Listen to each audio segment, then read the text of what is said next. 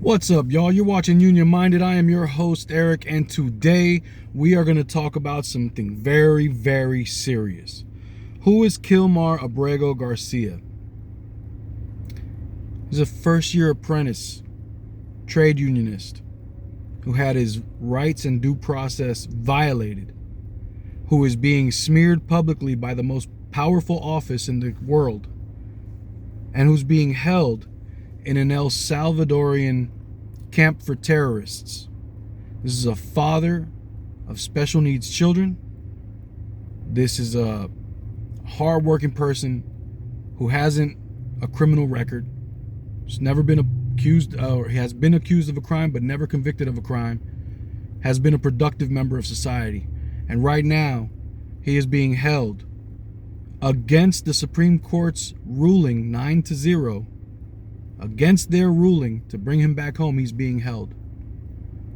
And if it can happen to him, it can and will happen to anyone who dissents or who stands up for what's right. This is a blatant attack on a working person, but more than that, it's a blatant attack against unions, against human rights, and against the Constitution. And we're going to talk about that today. So who is Kilmar Abrego Garcia, the man ICE mistakenly deported to an El Salvadorian prison? His story begins in his native El Salvador, but it's become increasingly unclear where it will end.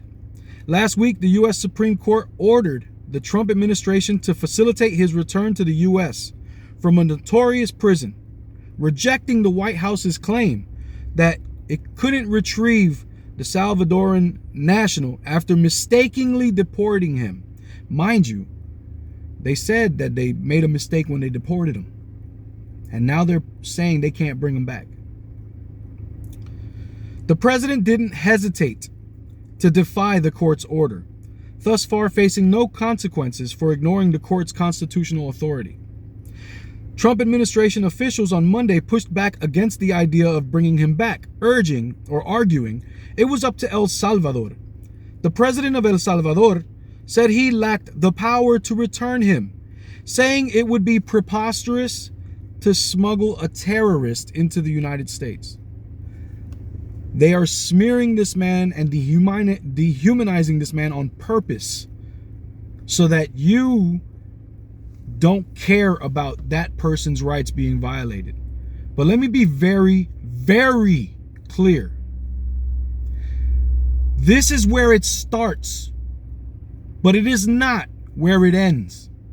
And if we don't stand up for Brother Kilmar and everybody else that they've deported who were nonviolent and not criminals, and the only crime that they're accusing them of is being undocumented in America, this is a bunch of bullshit.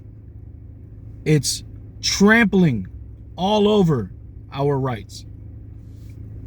To date, no information has been released publicly proving that Abrego Garcia has any ties to gang activity, let alone that he is a ranking member of MS-13 as the president alleges.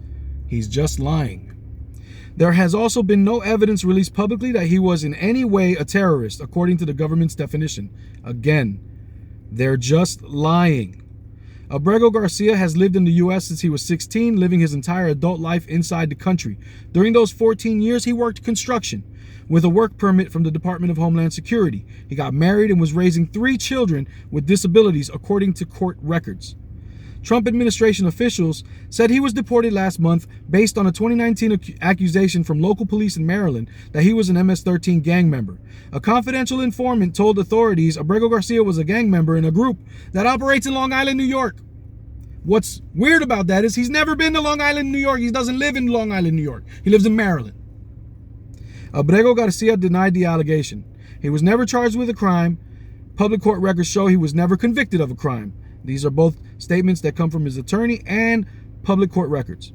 Later in 2019, a U.S. immigration judge shielded Abrego Garcia from deportation to El Salvador because he likely faced persecution there by who?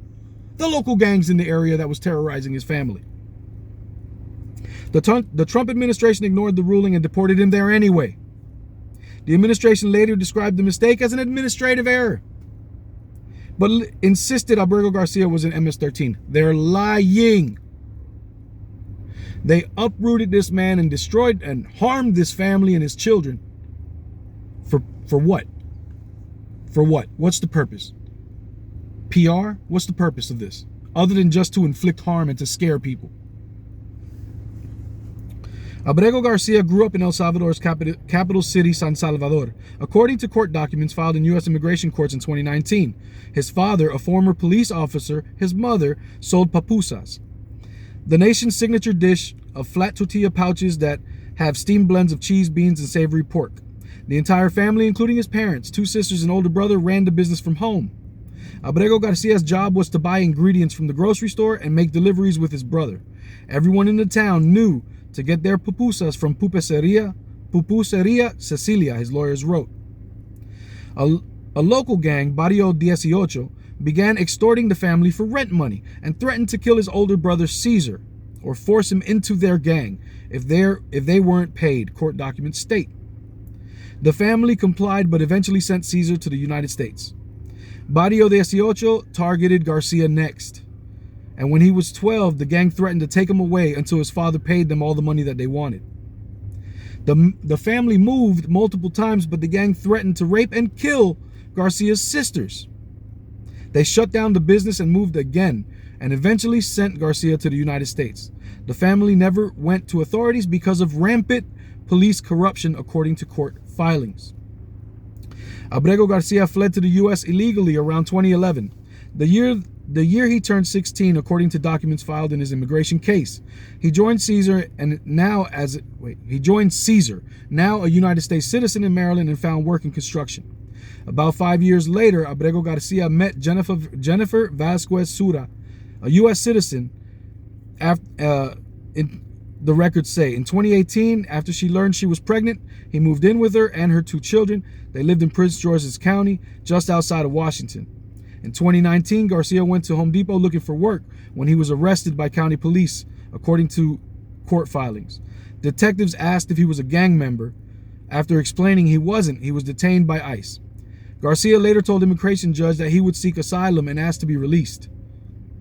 U.S. Immigration, Customs, and Enforcement, however, alleged that he was a certified gang member based on information that came from a confidential informant used by county police. Again, that informant told him that he was in a gang in Long Island. He was never in Long Island. According to Abrego Garcia's attorneys in his current case, the criminal informant had alleged that he belonged to a MS-13 chapter in New York where he never lived. The information was enough for an immigration judge to keep Abrego Garcia in jail as his immigration case continued. The judge said the informant was proven and reliable and had verified his gang membership and rank. Garcia later married Sura in a Maryland detention center. She gave birth while he was still in jail. In October 2019, an immigration judge denied Garcia's asylum request but granted him protection from being deported back to El Salvador because of well-founded fear of gang persecution.